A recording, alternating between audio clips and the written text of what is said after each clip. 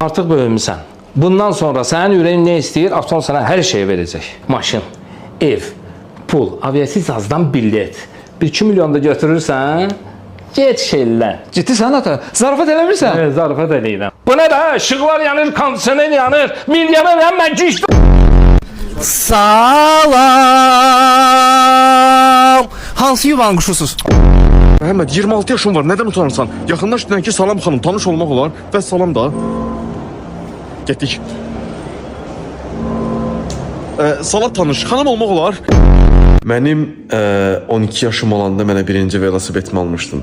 Məni sürməyi sənə öyrətmişdim. Döyə-döyə öyrətdim sənə velosiped sürməyi. Sonra da ki, ata maşını vurmuşam.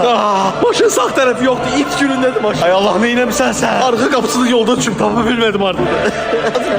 Puh oğlum, puh.